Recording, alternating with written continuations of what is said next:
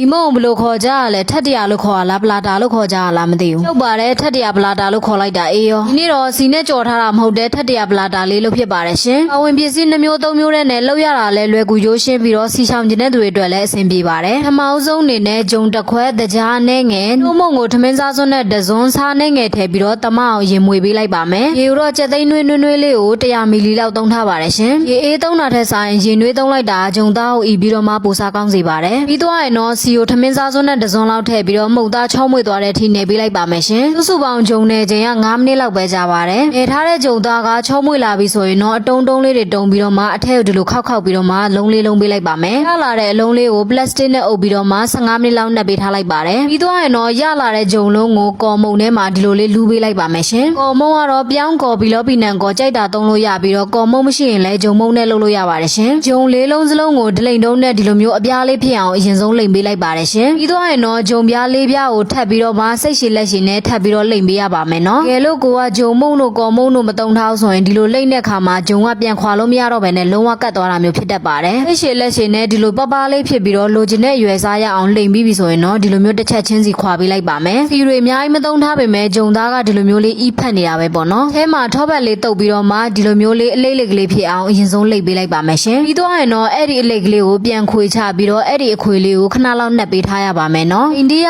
ဘလော့ဂါတွေဒီလိုမျိုးဓာတ်လေးနဲ့ဖြတ်ပြီးတော့လိမ့်ကြတာလည်းမြင်ဘူးပါတယ်ရှင်အဲ့ဒီအခွေလေးတွေကို10မိနစ်လောက်နှက်ပေးထားပြီးပြီဆိုရင်တော့အရာမပြတ်အောင်ဖွားဖွားလေးလိမ့်ပေးလိုက်ပါမယ်ရှင်ပြီးတော့ရင်တော့အိုးထဲမှာစီလုံးဝမထည့်ပဲနဲ့အိုးကင်းဘူးတိုက်ပါမယ်ဒီအလဲလက်ကလေးနဲ့အကျွတ်ကတော့ကိုလိုချင်တဲ့အနေထားထိထားလို့ရပါတယ်ရှင်ကဲအခုဆိုရင်တော့စီတွေအများကြီးနဲ့မကြော်ထားပေမဲ့အီလေးနဲ့အရန်စားလို့ကောင်းတယ်ဝင်ပစ္စည်းတွေကလည်းရိုးရှင်းလွယ်ကူတာမို့လို့အိမ်မှာပဲကျန်းမာရေးနဲ့ညီညွတ်အောင်စီလျှော့အချိုးလျှော့ပြီးတော့တန်တန်ရှင်းရှင်းလှုပ်ရှားလို့ရပါပြီရှင်ကျေးဇူးပါရှင်ဘိုင်ဘိုင်